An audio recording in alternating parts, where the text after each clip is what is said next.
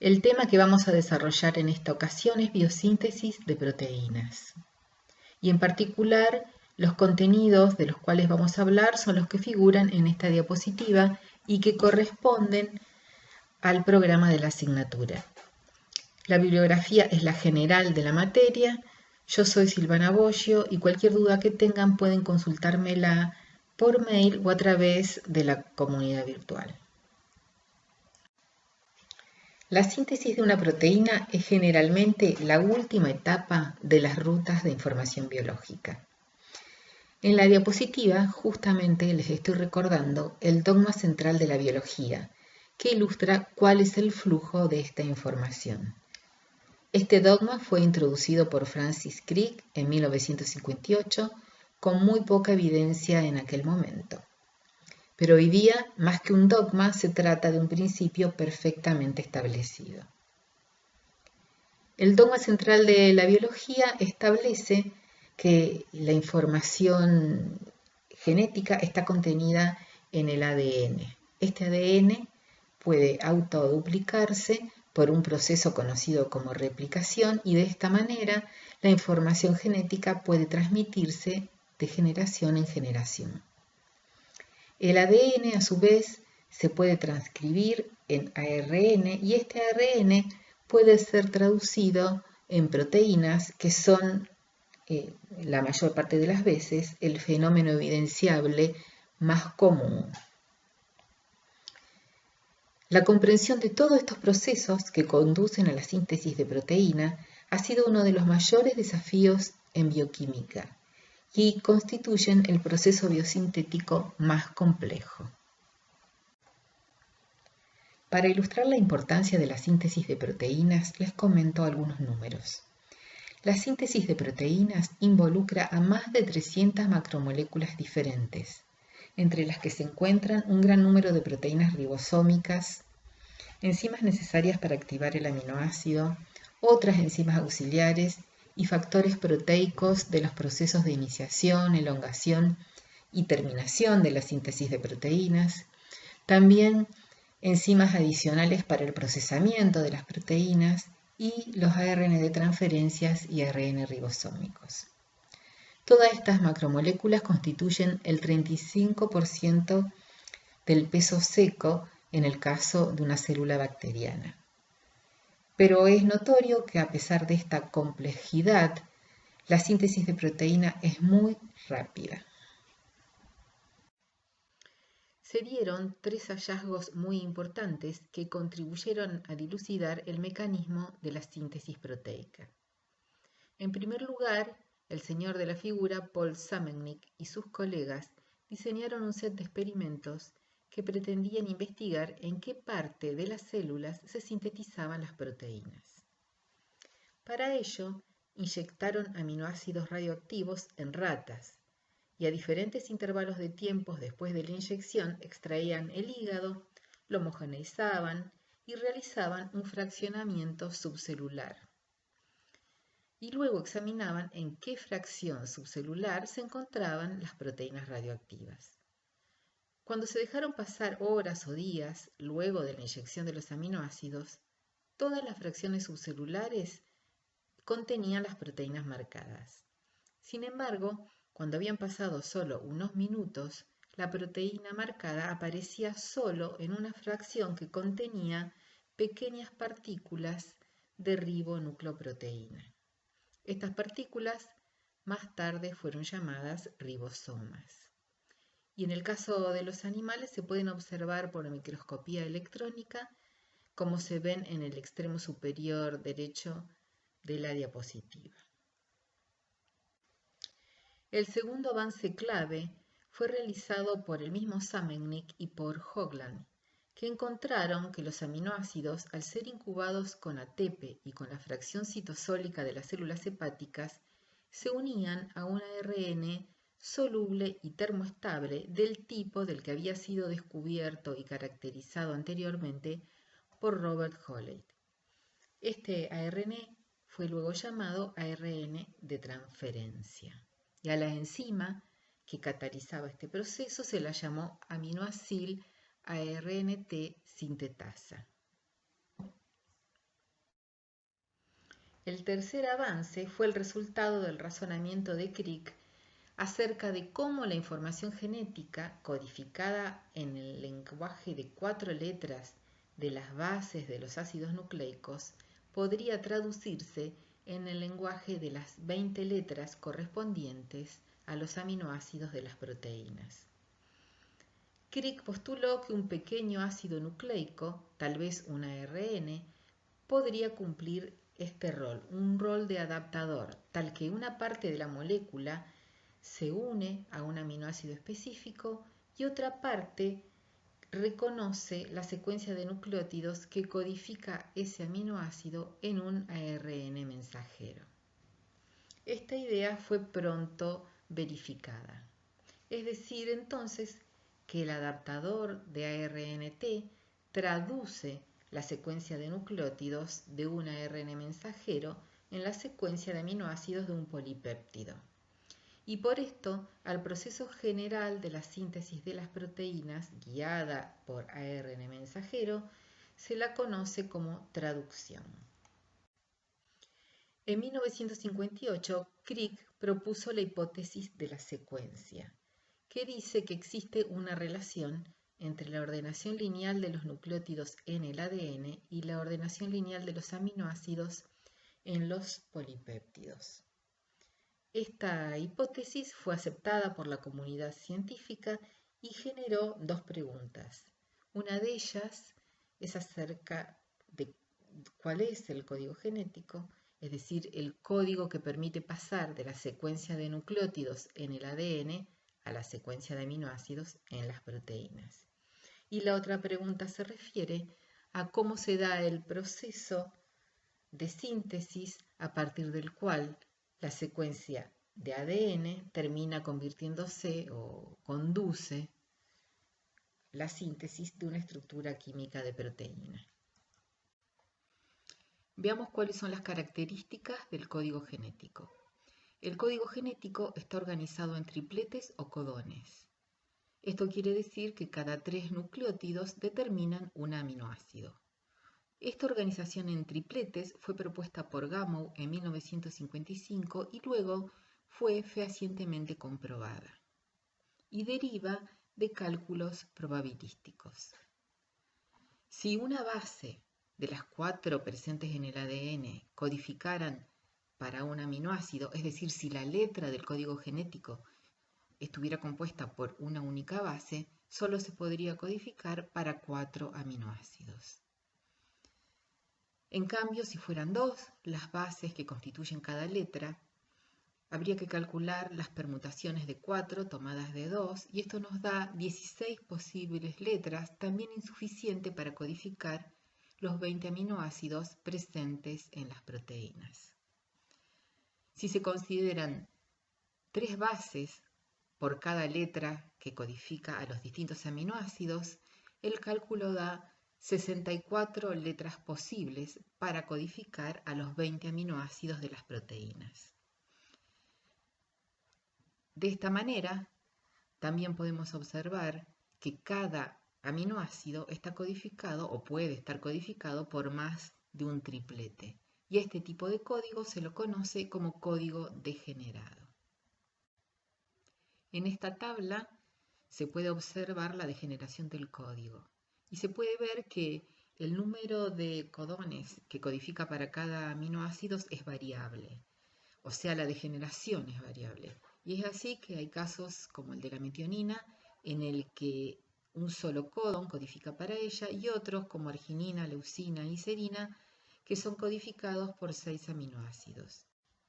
En esta grilla pueden observar el diccionario, es decir, se indica qué tripletes codifican para cada aminoácido. Pueden ver nuevamente la degeneración del código y además se indica la existencia de un codón de iniciación y 3 codones de terminación.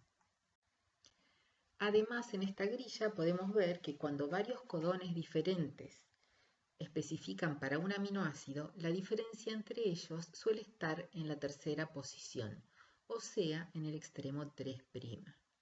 Por ejemplo, la alanina es codificada por GCU, GCC, GCA y GCG.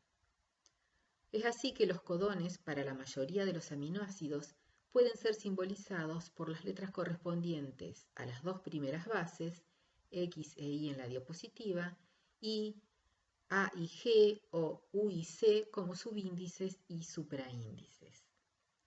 Las dos primeras letras de cada codón son entonces las determinantes primarias de la especificidad, y esta es una característica que tiene consecuencias interesantes que vamos a ver un poco más adelante. Los codones que pueden ver en esta grilla están escritos en el sentido 5', 3', como corresponde a la convención para escribir los ácidos nucleicos, y sus secuencias se han deducido empleando RNA mensajeros de secuencia conocida.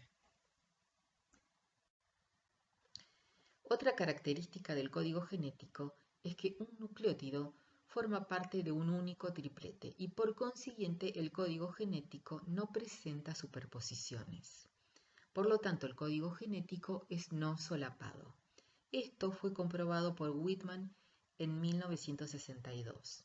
Whitman inducía mutaciones con ácido nitroso en el ARN del virus del mosaico del tabaco y pudo demostrar que las mutaciones producían un único cambio de aminoácido. El ácido nitroso produce desaminaciones que provocan sustituciones de base. Si el código fuera solapado y un nucleótido formara parte de 2 o 3 tripletes, la sustitución de un nucleótido daría lugar a 2 o 3 aminoácidos alterados en la proteína codificada por este ARN. Noten que en un código genético solapado, la secuencia del triplete de un codón limita las posibles secuencias de los codones vecinos. En cambio, en un código genético no solapado existe mayor flexibilidad en las secuencias de los tripletes vecinos y en consecuencia mayor flexibilidad en las posibles proteínas designadas por este código. Además, el código genético se lee sin comas, es decir, que la lectura de los tripletes se realiza en forma continua y sin la existencia de espacios en blanco. El código genético es universal, o mejor dicho, casi universal. Existen algunas excepciones en las mitocondrias, en las bacterias y en algunos eucariotas unicelulares que presentan pequeñas variaciones. Fuera de ello, podemos decir que los codones de los aminoácidos son idénticos en todas las especies examinadas hasta ahora. Los seres humanos, Escherichia coli, las plantas de tabaco, los anfibios, los virus, comparten el mismo código genético. Esto es una evidencia de que todas las formas de vida tienen un antepasado común cuyo código genético ha sido preservado a lo largo de toda la evolución biológica. En este código genético, constituido por tripletes no solapados, cada RNA mensajero puede ser leído en 3 marcos de lectura diferentes, indicados con distintos colores en la diapositiva. Los aminoácidos especificados en cada marco de lectura son en consecuencia diferentes.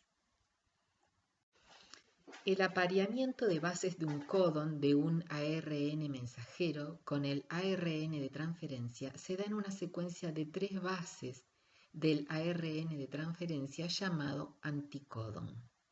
Este apareamiento es antiparalelo, es decir, que uno de los ARN corre en un sentido y el otro ARN en otro.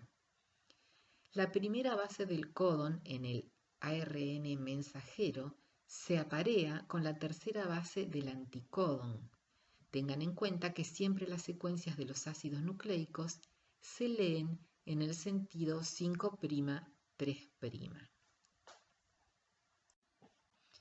Si el anticodón de un ARN de transferencia fuera reconocido por un solo codón a través de apareamientos de Watson y Crick en las 3 posiciones, las células tendrían un ARNT diferente para cada codón de un aminoácido. Por ejemplo, la alanina, que era codificada por 4 codones, tendría 4 ARN de transferencias. Sin embargo, este no es el caso, porque los anticodones en algunos ARNT incluyen al nucleótido inosinato, designado con una I, que contiene la base poco común hipoxantina. El inosinato puede formar enlaces de hidrógeno con 3 nucleótidos diferentes, uracilo, citosina y adenina, aunque estos apareamientos son mucho más débiles que los de Watson y Crick. El estudio de las distintas interacciones códon-anticódon llevaron a Crick a concluir que la tercera base de la mayoría de los codones se aparea en forma laxa con la base correspondiente de su anticódon, y empleó una palabra pintoresca diciendo que la tercera base de tales codones bambolea. A partir de esto, Crick propuso la hipótesis del bamboleo. Uno de los enunciados de la hipótesis del bamboleo dice que las dos primeras bases de un códon del ARN mensajero forman interacciones del tipo Watson y Crick con las bases del anticódon, es decir, adenina y uracilo se unen mediante 2 puentes hidrógenos y guanina y citosina se unen mediante 3 puentes hidrógenos. En cambio, cuando el anticódon posee como primera base uracilo o guanina, puede reconocer 2 códones. En el caso de uracilo puede aparearse con adenina y guanina, mientras que la guanina, ubicada como primera base del anticódon, puede aparearse con citosina y uracilo.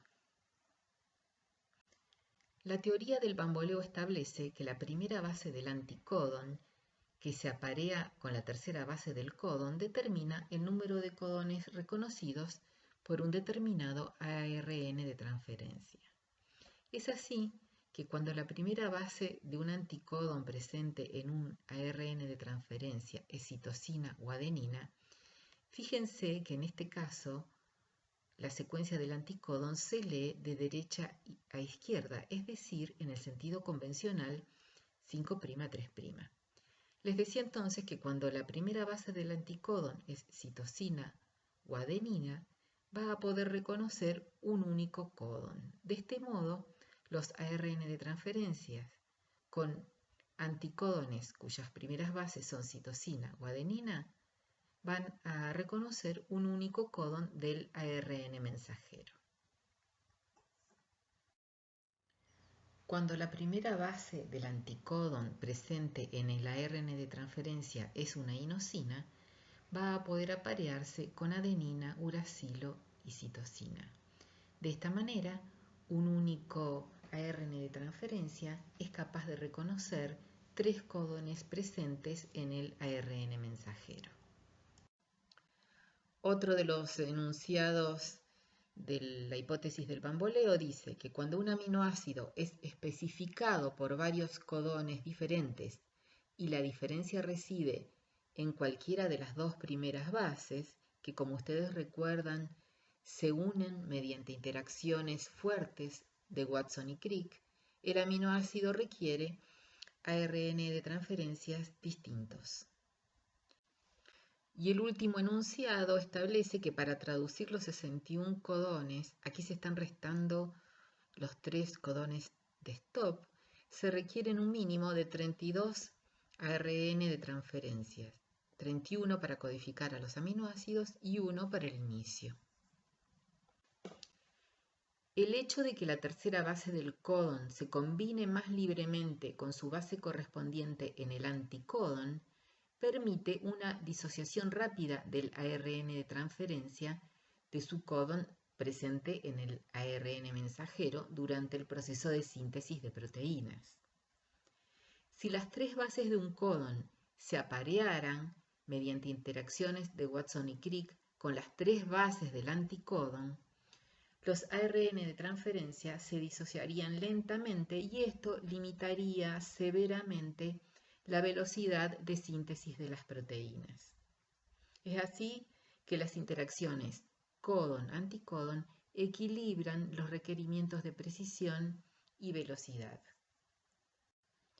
Antes de referirnos a cada una de las etapas de la síntesis de las proteínas, vamos a describir a 2 de los actores principales de este proceso, los ribosomas y los ARN de transferencia. Los ribosomas, como ustedes ya saben, proporcionan la estructura en la que se lleva a cabo la traducción y catalizan la reacción que une a los aminoácidos para formar las nuevas proteínas. Los ARN de transferencia transportan los aminoácidos al ribosoma y actúan como adaptadores entre el aminoácido para el que codifican y el ARN mensajero. El ribosoma es una máquina submicroscópica que lleva a cabo el proceso de decodificación y une el ARN mensajero y moléculas de ARN de transferencia cargadas con los aminoácidos. Un ribosoma se compone de dos piezas básicas, una subunidad grande y una pequeña. Durante la traducción, estas dos subunidades se ensamblan alrededor de la molécula de ARN mensajero que van a traducir y forman un ribosoma completo. El ribosoma avanza por el ARN mensajero codón por codón mientras lo va traduciendo en una cadena proteica. Una vez terminada la traducción, las dos piezas se separan y se pueden volver a emplear para sintetizar otra cadena polipeptídica. En general, el ribosoma es aproximadamente 1/3 de proteína y 2/3 de ARN ribosómico. Los ARN son los verdaderos responsables de la mayor parte de la estructura y función del ribosoma, mientras que las proteínas tienen una función más relacionada a la estructura. Veamos ahora las diferencias que existen entre el ribosoma eucariota y el procariota. El ribosoma y sus componentes se analizaron originalmente por ultracentrifugación y, en consecuencia, las unidades de tamaño empleadas para caracterizarlos son unidades Svedberg o valor S, que miden la velocidad de sedimentación. Aunque los valores S más altos indican partículas más grandes, el valor S no es directamente proporcional al peso, porque la velocidad de sedimentación es afectada por la masa molecular y por la forma de la molécula. El ribosoma bacteriano 70S consiste en dos subunidades, la 50S o subunidad grande y la 30S o subunidad pequeña. La subunidad 30S contiene el ARN ribosómico 16S y 21 proteínas, mientras que la subunidad 50S contiene el ARN ribosómico 5S y el 23S y 31 proteínas. Los ribosomas eucarióticos 80S son algo más grandes y consisten en subunidades 60S y 40S. La composición de las subunidades del ribosoma eucariota es algo más compleja, como ven en la figura. La subunidad 60S está constituida por 3 moléculas de ARN ribosómico y 33 proteínas, y la subunidad 40S por una molécula de ARN y 50 proteínas. A principios de este siglo se pudo determinar una estructura de alta resolución del ribosoma y se observó, como pueden ver en la figura, que el núcleo del ribosoma es ARN, indicado con distintos colores. Además, en esta figura se muestran las proteínas, en azul las correspondientes a la subunidad pequeña y en turquesa las de la subunidad grande, indicadas como SSURPs y LSURPs respectivamente.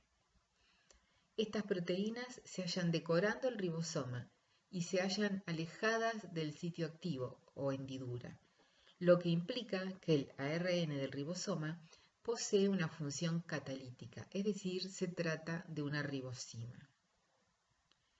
También pueden ver en la figura que el ribosoma de levadura, que es eucariota, es más grande y más denso que el ribosoma bacteriano. El dilucidamiento de estas estructuras no solo contribuyó al estudio de la síntesis de las proteínas, sino que también ha sido el punto de partida para el desarrollo de biomateriales a nanoescala y para el desarrollo y diseño de nuevas terapias. Se conocen las secuencias de los ARN ribosómicos de muchos organismos, y en base a la comparación de estas secuencias, que son muy similares entre sí, se han construido los patrones de apareamiento. Y como se puede ver en la figura, para el caso del ARN ribosómico 16S, existen muchas zonas de apareamiento intracatenario. Esta estructura secundaria deducida de los ARN ribosómicos se ha confirmado en gran medida en los modelos de alta resolución, pero no logra representar la extensa red de interacciones terciarias evidentes en la estructura completa. Y haciendo foco en el papel específico de los ribosomas durante la síntesis de las proteínas, podemos decir que el ribosoma se une al ARN mensajero de manera que sus codones se puedan leer con alta fidelidad. Además, el ribosoma posee sitios de unión específico para moléculas de ARN de transferencia. Y el ribosoma también media interacciones entre factores proteicos no pertenecientes al ribosoma que promueven las distintas etapas de la síntesis de las proteínas, como vamos a ir describiendo en un rato. El ribosoma cataliza la formación de los enlaces peptídicos y se va moviendo para traducir en forma secuencial los codones. Los ARN de transferencia son la molécula adaptadora que Crick predijo que debía existir. Ustedes ya han visto algo acerca de esta molécula en el teórico de ácidos nucleicos, pero para poder entender de qué modo actúan los ARNT como adaptadores en la traducción del lenguaje de los ácidos nucleicos al de las proteínas, nos viene bien repasarlo. Los ARN de transferencia son moléculas pequeñas que consisten en una única cadena de ARN plegada en una estructura tridimensional precisa. Los ARN de transferencia de las bacterias y del citosol eucariota contienen entre 73 y 93 residuos de nucleótidos, que corresponden a masas moleculares entre 24.000 y 31.000. Las mitocondrias y los cloroplastos contienen ARNT distintos, algo menores. Las células poseen al menos una clase de ARNT para cada aminoácido, como ya habíamos hablado anteriormente, y se requieren al menos 32 ARNT para reconocer todos los codones de los aminoácidos. Cuando se los dibuja en dos dimensiones, el patrón de enlace de hidrógeno de todos los ARN de transferencia forma una estructura de hoja de trébol con 4 brazos. Los ARNT más largos tienen un quinto brazo adicional, se trata de un brazo corto. Los puntos grandes de esta figura representan residuos de nucleótidos. Las líneas azules representan apareamientos entre bases. Y los residuos característicos o comunes a todos los ARNT están sombreados en rosa. Dos de los brazos del ARNT son críticos para su rol adaptador. Uno de ellos es el brazo aceptor del aminoácido, que puede llevar el aminoácido específico esterificado por su grupo carboxilo en el hidroxilo 2 o en el hidroxilo 3, del extremo 3' del ARN de transferencia. El otro brazo fundamental para el rol adaptador es el brazo anticodon, que contiene justamente el anticodon. Los otros brazos son el brazo D, que contiene el nucleótido inusual dihidrouridina, y el brazo TEPSI-C, que contiene ribotimidina, que es un nucleótido generalmente no presente en el ARN y contiene también pseudouridina. Los brazos D y TEPSI-C contribuyen con interacciones importantes al plegamiento de las moléculas de ARN de transferencia. Y además, el brazo TEPSI-C interactúa con el ARN ribosómico de la subunidad grande. En esta figura les estoy mostrando la estructura de las bases modificadas presentes en los ARN de transferencia. En 3 dimensiones El ARN de transferencia tiene la forma de una L retorcida. En esta figura se indican con distintos colores los distintos brazos del ARN de transferencia. Otro participante principal en el proceso de síntesis de las proteínas es el ARN mensajero. Ustedes ya han estudiado las características de esta molécula en teóricos anteriores. Yo solo les voy a recordar algunas diferencias que existen entre el ARN mensajero procariota y el ARN mensajero eucariota. El ARN mensajero procariota es policistrónico, es decir, que da lugar a la síntesis de varias proteínas.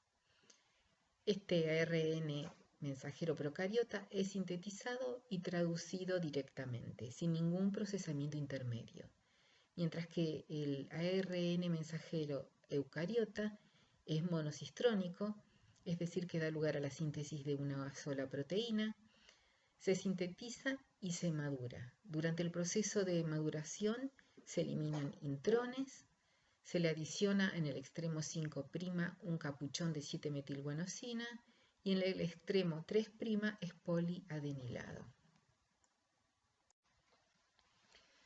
Una vez conocidos los principales participantes del proceso de síntesis de las proteínas, vamos a continuar con su descripción.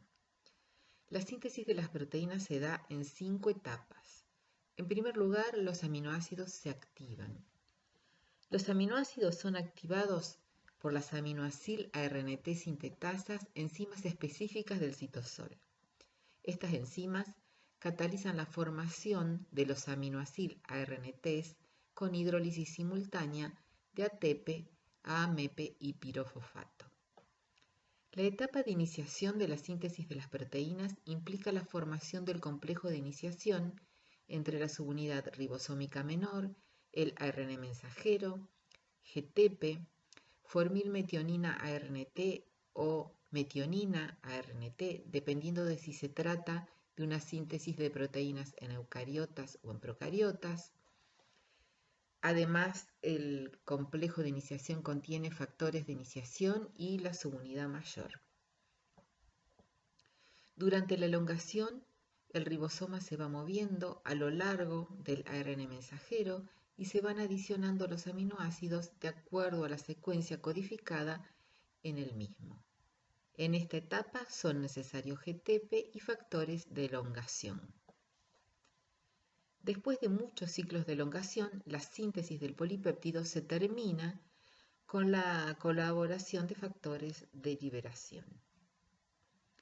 Los polipéptidos finalmente se pliegan en sus formas tridimensionales activas y muchas proteínas son procesadas posteriormente por reacciones de modificación post-traduccional.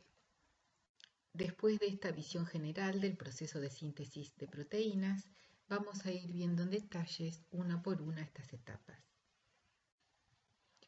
Durante el proceso de activación, el aminoácido se activa al ser esterificado al hidroxilo 3' del extremo 3' del ARN de transferencia, justamente en el brazo del aminoácido del mismo. El enlace éster que activa el aminoácido y lo une al ARN de transferencia está sombreado en rosa en la figura. Esta reacción es catalizada por las aminoacil-ARNT sintetasas y la fidelidad de la síntesis de las proteínas depende de la precisión de esta reacción. La reacción de activación de los aminoácidos tiene lugar mediante 2 pasos en el sitio activo de la enzima. En el paso 1 se forma un intermediario ligado a la enzima, el aminoacil AMP. En el segundo paso se transfiere el grupo aminoacilo desde el aminoacil AMP que se haya unido a la enzima a su correspondiente ARNT.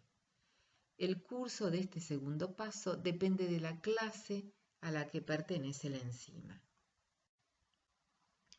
Existen 2 clases de aminoacil-ARNT sintetasas, las clase 1 y las clase 2. En ambas clases, en el paso 1, el carboxilo del aminoácido ataca al fosfato alfa del ATP y se forma el aminoacil-adenilato con liberación de pirofosfato, que también se hidroliza. el aminoaciladenilato permanece unido al sitio activo de la enzima. En el segundo paso, el grupo aminoacilo se transfiere al ARN de transferencia liberándose AMP. El mecanismo de este paso es algo diferente para las dos clases de aminoácido RNT sintetasas.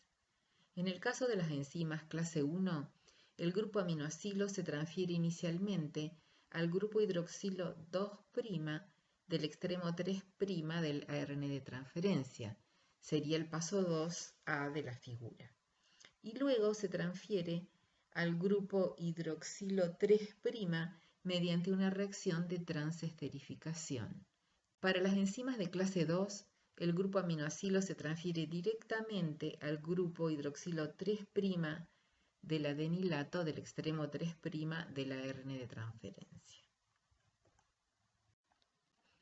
En este cuadro pueden ver a qué clase corresponden cada una de las aminoácido ARNT sintetasas. En la mayoría de los organismos existe una ARNT sintetasa para cada aminoácido. Y para los aminoácidos con 2 o más ARNT correspondientes, la misma enzima generalmente los aminoacila a todos. En esta figura se puede ver la glutamina ARNT sintetasa de Escherichia coli, que es una sintetasa monomérica típica de clase 1. La estructura corresponde al complejo de esta enzima con su ARN de transferencia que está mostrado en verde. El ATP unido, indicado en rojo, señala el sitio activo que se encuentra cerca del brazo del aminoácido del ARN de transferencia. Esta imagen corresponde al aspartato ARNT sintetasa de levadura. Se trata de una enzima típica clase 2, es una enzima dimérica y en la figura pueden observar el complejo entre esta enzima y dos ARN de transferencias, uno por cada subunidad, y por allí en el fondo se puede ver el ATP marcado en rojo. La identidad del aminoácido unido a un ARN de transferencia no se verifica en el ribosoma, por lo que es esencial que el aminoácido correcto sea unido al ARN de transferencia para asegurar la fidelidad de la síntesis de las proteínas. Se ha estudiado en detalle la discriminación que poseen ARNT sintetasas entre dos aminoácidos similares. En el caso de la isoleucina ARNT sintetasa, que distingue entre valina e isoleucina, estos aminoácidos difieren solamente en un grupo metileno. La isoleucina ARNT sintetasa favorece la activación de la isoleucina sobre la valina por un factor de 200, por lo que cabe esperar que la valina se incorporara en el lugar de la isoleucina en las proteínas una de cada 200 veces. Sin embargo, la valina es incorporada incorrectamente con una frecuencia de solo aproximadamente 1 de cada 3000. Cabe entonces preguntarse cómo ocurre este aumento de más de 10 veces en la precisión. Esto sucede porque la isoleucina ARNT sintetasa, como algunas otras aminoácido ARNT sintetasas, tiene una función de corrección de pruebas. Cuando la interacción sustrato-enzima no proporciona suficiente discriminación entre dos sustratos, la especificidad se puede lograr mediante pasos sucesivos. En el caso de la isoleucina ARNT sintetasa, el primer filtro es la unión inicial del aminoácido a la enzima y su activación a aminoacil AMP. El segundo filtro consiste en la unión de los aminoacil AMP incorrectos a otro sitio activo de la enzima. Los sustratos que se unen a este segundo sitio activo son hidrolizados. El grupo R de la valina es ligeramente menor que el de la isoleucina.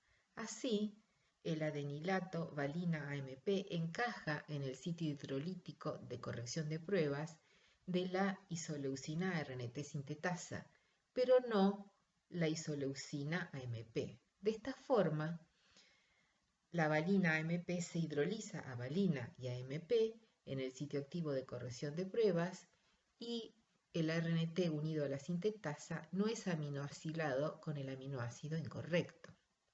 Además del control después de la formación del aminoacil AMP, la mayoría de las aminoacil RNT sintetasas también pueden hidrolizar el enlace éster entre aminoácidos y RNT en los aminoacil RNT mal cargados, siendo este un tercer nivel de control.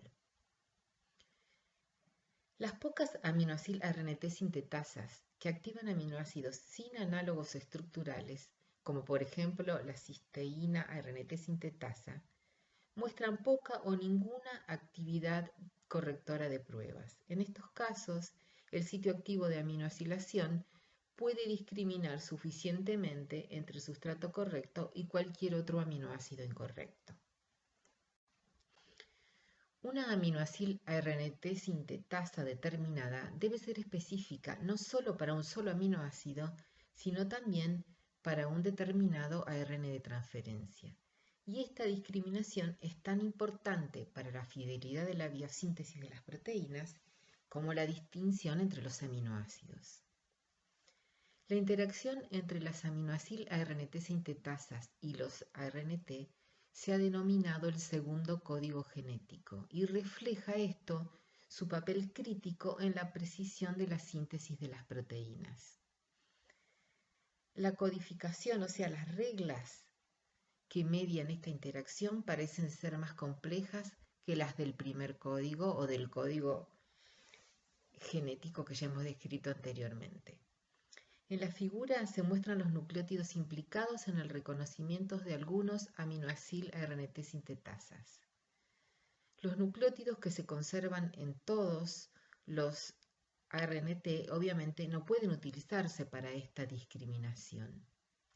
Mediante el estudio de cómo cambios en los nucleótidos alteran la especificidad del sustrato, se han estudiado posiciones de nucleótidos que están involucradas en la discriminación del ARN de transferencia. Estos nucleótidos se concentran en el brazo del aminoácido y en el brazo anticodón, incluidos los mismos nucleótidos del anticodón. Pero también se encuentran en otras partes del ARN de transferencia. Este reconocimiento es variable y dependiendo de la enzima puede variar desde un nucleótido hasta 10 o más. Se ha determinado que las proteínas se sintetizan por adición de aminoácidos desde el extremo amino terminal al carboxilo terminal. Esto se ha comprobado mediante incubación de reticulocitos. Los reticulocitos son glóbulos rojos inmaduros y que se caracterizan por sintetizar activamente hemoglobina. Entonces les decía que se incubaron reticulocitos con leucina radioactiva. Se aislaron cadenas alfa de la hemoglobina completas a partir de los reticulocitos a distintos tiempos luego de adición de la marca y se determinó la distribución de la radioactividad en estas cadenas. Las zonas de color rojo oscuro de la figura muestran las porciones de las cadenas de alfa-globina que contienen residuos de leucina radioactivos. A los 4 minutos, solo se puede ver marca en unos pocos residuos en el extremo carboxilo de la alfa-globina, porque las únicas cadenas de globina completas con marca incorporada después de 4 minutos son aquellas que casi habían completado la síntesis en el momento en que se añadió la marca. Con tiempos de incubación más largos, segmentos sucesivamente más largos del polipéptido contenían residuos marcados, siempre en un bloque en el extremo carboxilo de la cadena. El extremo no cargado del polipéptido contiene el aminoácido terminal, lo que significa que la cadena se inicia en el amino terminal y crece mediante la adición sucesiva de aminoácidos hacia el extremo carboxilo. El codón de iniciación es AUG y especifica un residuo amino terminal de metionina. Aunque la metionina tiene un solo codón, todos los organismos tienen 2 ARN de transferencias para la metionina. Uno se usa exclusivamente cuando el AUG es el codón de iniciación para la síntesis de las proteínas. El otro es usado cuando el AUG corresponde a un residuo de metionina en una posición interna de un polipéptido. En bacterias, el aminoácido incorporado en respuesta al codón de iniciación AUG es N-formilmetionina. La síntesis del aminoácido RNT unido a formilmetionina se da en dos reacciones sucesivas. Primero, la metionina se une al ARNT específico para formilmetionina por acción de la metionina ARNT sintetasa, que en Escherichia coli aminosila tanto al ARNT para formilmetionina como al ARNT para metionina, y a continuación una transformilasa transfiere un grupo formilo del formil tetrahidrofolato al grupo amino de la metionina. En el caso de los eucariotas, también existen dos ARNT para la metionina, uno que es específico para el AUG iniciador y otro diferente que es empleado para las metioninas internas. La formación del complejo de iniciación en bacterias se da en tres etapas que vamos a ir describiendo poco a poco. La formación de este complejo requiere la hidrólisis de GTP a GDP y la presencia de tres factores de iniciación, IF1, IF2 e IF3. P indica el sitio de unión del péptido y A indica el sitio de unión del aminoácido. La subunidad ribosómica 30S se une a los factores de inicio IF1 e IF3. La función de IF3 es impedir que las subunidades 30S y 50S se unan prematuramente. El ARN mensajero se une a la subunidad 30S. El sitio de iniciación 5' del AUG es guiado por la secuencia de Jain-Dalgarno hasta el sitio P. Esta secuencia es una señal de inicio, formada por 4 a 9 residuos de purinas que se encuentran entre 8 y 13 pares de bases del lado 5' del codón de inicio. La secuencia se aparea con una secuencia complementaria rica en pirimidinas cerca del extremo 3' del ARN ribosómico 16S de la subunidad ribosómica menor. Esta interacción ARN mensajero-ARN ribosomal posiciona la secuencia AUG de inicio del ARN mensajero en la posición precisa en la subunidad 30S donde se requiere que esté para iniciar la traducción, y distingue al AUG de inicio de otros codones para metionina por su proximidad a la secuencia de Jain-Dalgarno. Los ribosomas bacterianos tienen tres sitios que unen aminoacil a RNTs. El sitio aminoacilo y el sitio peptidilo, que les mencioné en la figura anterior, y el sitio de salida, que se indica con una E, como van a ver en las figuras posteriores. Tanto la subunidad mayor como la menor contribuyen a la formación de los sitios A y P, mientras que el sitio E está en gran parte confinado a la subunidad 50S. El AUG de inicio se posiciona en el sitio P, que es el único sitio al que se puede unir el ARNT cargado con la formilmetionina. Durante la etapa de alargamiento posterior, todos los demás aminoacil ARNTs entrantes, incluido el aminoacil ARNT cargado con metionina correspondiente a las metioninas interiores, se unen primeramente a el sitio A y solo posteriormente a los sitios P y E.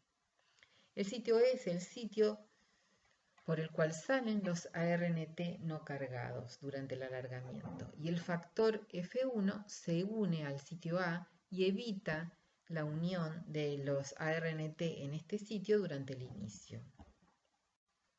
A continuación se unen el factor de iniciación IF2 que se encuentra unido a GTP y el formilmetionina ARNT al complejo formado por la subunidad menor del ribosoma, el factor de iniciación IF3 y el ARN mensajero.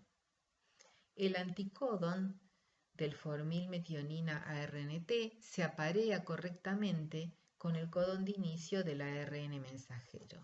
Y a continuación se suma este complejo la subunidad mayor, se hidroliza el GTP y se liberan los factores de iniciación, quedando así conformado el complejo de iniciación. La síntesis de proteínas en eucariotas es muy similar, pero las mayores diferencias se encuentran justamente en esta etapa, en la iniciación. Hay más factores, incluyendo factores que interaccionan con el poli-A y con el casquete. El auge de inicio es reconocido como el primero que encuentra el complejo de iniciación por barrido. Y además el ribosoma eucariota no tiene el sitio E.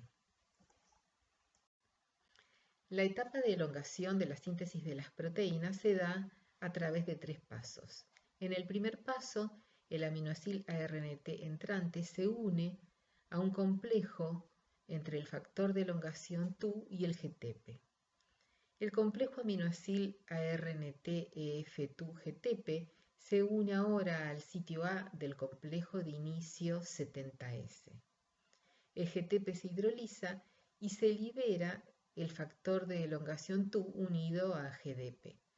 El factor de elongación TU unido a GTP se regenerará en un proceso en el que participan otros factores de elongación y el GTP, y queda así preparado y disponible para repetir el ciclo de elongación. El segundo paso de la elongación es la formación del enlace peptídico que se forma entre los dos aminoácidos unidos mediante sus ARNT a los sitios A y P del ribosoma. Esto tiene lugar por transferencia del grupo formilmetionil iniciador desde su ARNT al grupo amino del segundo aminoácido que se encuentra en el sitio A. El grupo alfa-amino del aminoácido en el sitio A actúa como un nucleófilo, desplazando al ARNT del sitio P para formar el enlace peptídico. Esta reacción produce un dipeptidil ARNT en el sitio A, mientras que el ARNT de la formilmetionina descargado o desacilado permanece unido al sitio P.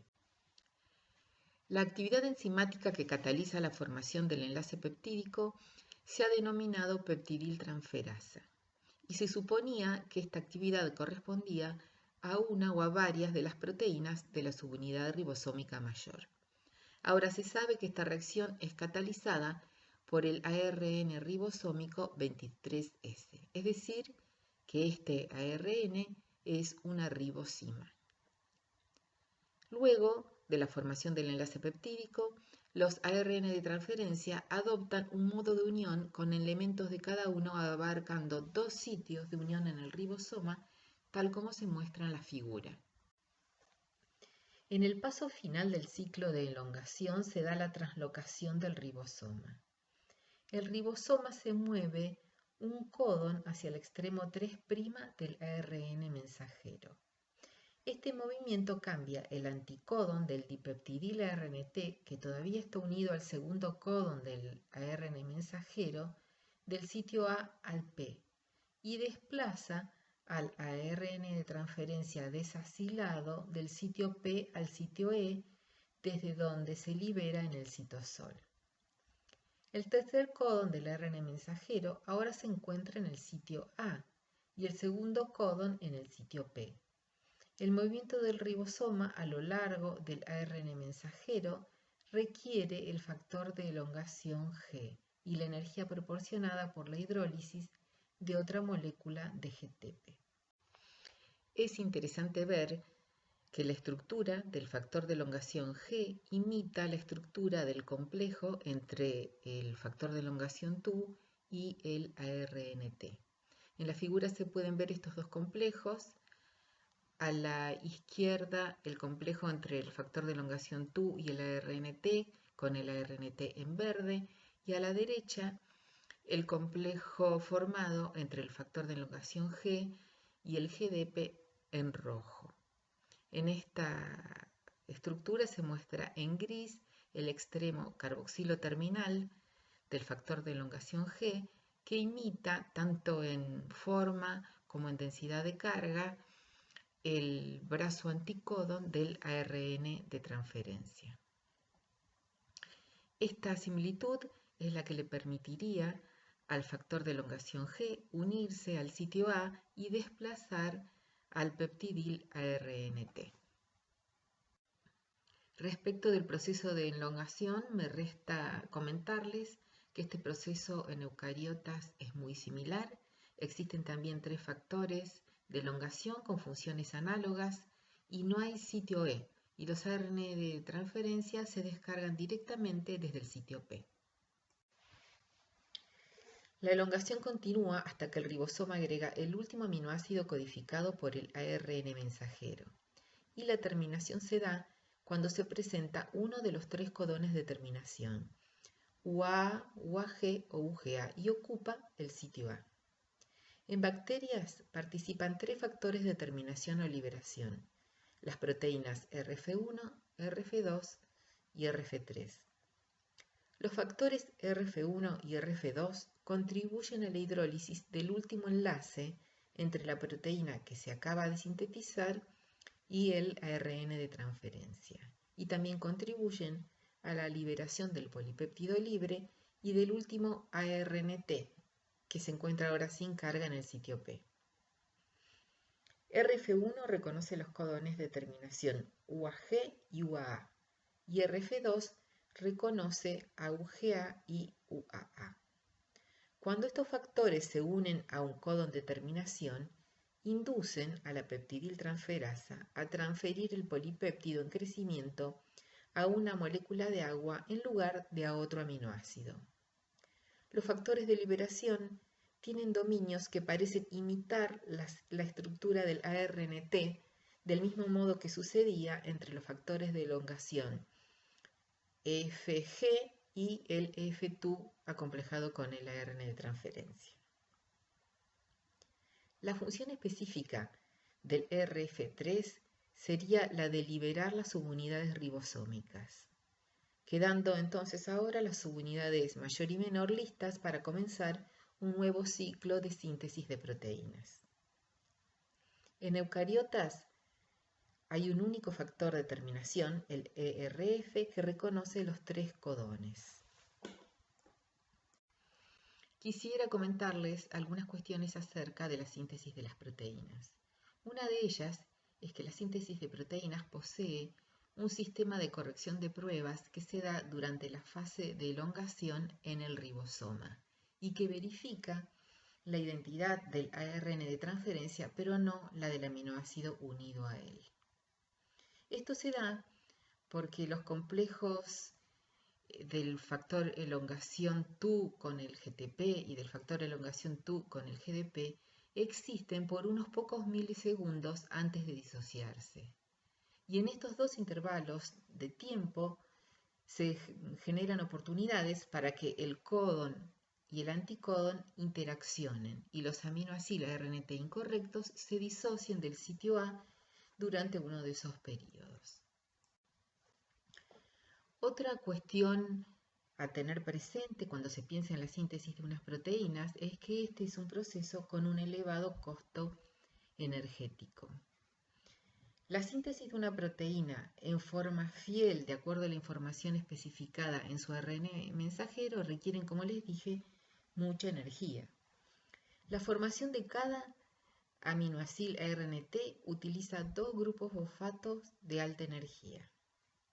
Un ATP adicional se consume cada vez que se activa incorrectamente un aminoácido y se hidroliza por la actividad de desacilación del sistema de corrección de pruebas de las aminoácido ARNT sintetasas.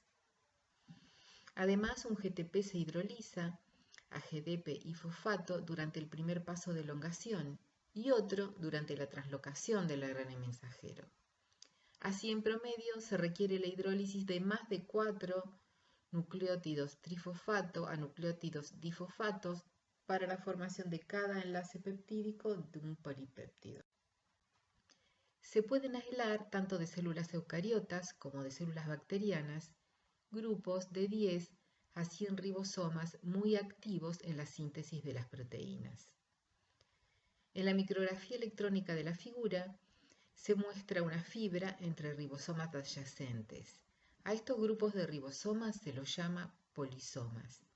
Y el hilo de conexión que se puede observar es una sola molécula de ARN mensajero que se está traduciendo simultáneamente por muchos ribosomas, lo que permite un uso altamente eficiente del ARN mensajero.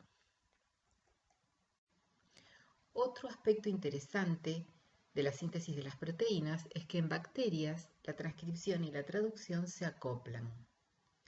Los ARN mensajeros se sintetizan y traducen en la misma dirección, 5'3'. Así, los ribosomas comienzan traduciendo el extremo 5' del ARN mensajero antes de que la transcripción esté completa. Los ARN mensajeros bacterianos tienen una vida muy corta y este mecanismo provee un uso muy eficiente de cada molécula de ARN mensajero. La situación es muy diferente en células eucariotas, donde los ARN mensajeros recién transcriptos deben abandonar el núcleo antes de que puedan traducirse. Esta figura merece una aclaración, y es que la ARN polimerasa y los ribosomas están fuera de escalas. En realidad, los ribosomas son un orden de magnitud más grandes que la ARN polimerasa. Nos resta aún describir la etapa final de la síntesis de las proteínas, que es el procesamiento. Durante esta etapa, la cadena polipeptídica naciente se pliega y se procesa, convirtiéndose en su conformación biológicamente activa. Durante o después de su síntesis, el polipéptido asume progresivamente su conformación nativa, con la formación de enlaces de hidrógeno e interacciones de Van der Waals, interacciones iónicas e interacciones hidrofóbicas. De esta manera, el mensaje lineal o unidimensional contenido en el ARN mensajero se convierte en la estructura tridimensional de las proteínas. Algunas proteínas, tanto procariotas como eucariotas, no alcanzan su conformación biológicamente activa hasta que han sufrido una o más modificaciones post-traduccionales. Algunas de estas modificaciones implican adición o unión de grupos, modificación de aminoácidos, proteólisis o pérdida de la secuencia señal. La secuencia señal es un péptido que puede tener entre unos 5 a unos 30 aminoácidos que constituye una marca del destino de la proteína y que mayormente se elimina durante el transporte de la proteína. En esta imagen pueden ver la modificación que pueden sufrir algunos residuos, como ser fosforilaciones, carboxilaciones o metilaciones. En esta diapositiva les dejo a modo de resumen las diferencias más importantes que existen entre la síntesis de proteína en procariotas y en eucariotas. La síntesis de las proteínas es un proceso central en la fisiología celular y es el blanco principal de muchos antibióticos y toxinas de origen natural. Las diferencias entre la síntesis de proteínas en bacterias y en eucariotas son suficientes para que la mayoría de los compuestos que vamos a discutir a continuación sean relativamente inofensivos para las células eucariotas y en consecuencia útiles para ser empleados como antibióticos. Además, dado que cada antibiótico inhibe específicamente un paso de la síntesis de las proteínas, los antibióticos son herramientas útiles para el estudio de la biosíntesis de las proteínas. La puromicina es un antibiótico capaz de interrumpir la formación del enlace peptídico. El antibiótico puromicina se asemeja al extremo aminoacilo de un ARN de transferencia cargado y puede unirse al sitio ribosómico A y participar en la formación de enlaces peptídicos. El producto de esta reacción, en lugar de ser traslocado al sitio P, se disocia del ribosoma, causando la terminación prematura de la cadena. Las tetraciclinas inhiben la síntesis de proteínas en bacterias porque bloquean el sitio A en el ribosoma y evitan que se unan los aminoacil ARNTs.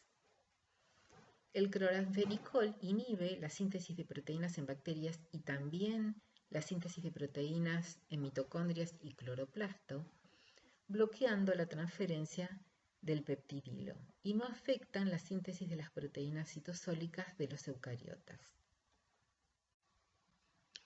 La cicloximida es un inhibidor de la síntesis de proteínas en eucariotas y actúa inhibiendo la actividad de peptidiltransferasa del ribosoma, bloqueando la elongación. Tiene un uso extendido en la investigación biomédica para inhibir la síntesis de proteínas en células eucariotas in vitro, pero no es apta para su uso como antibiótico en humanos por su efecto dañino sobre el ADN. La streptomicina es un antibiótico bactericida de un espectro pequeño y actúa a nivel de la subunidad 30S del ribosoma.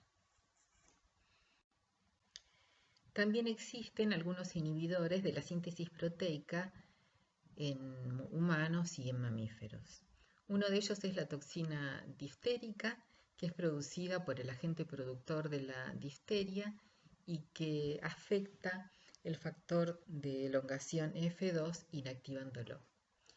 Y otra toxina conocida es la ricina, que se obtiene del ricino.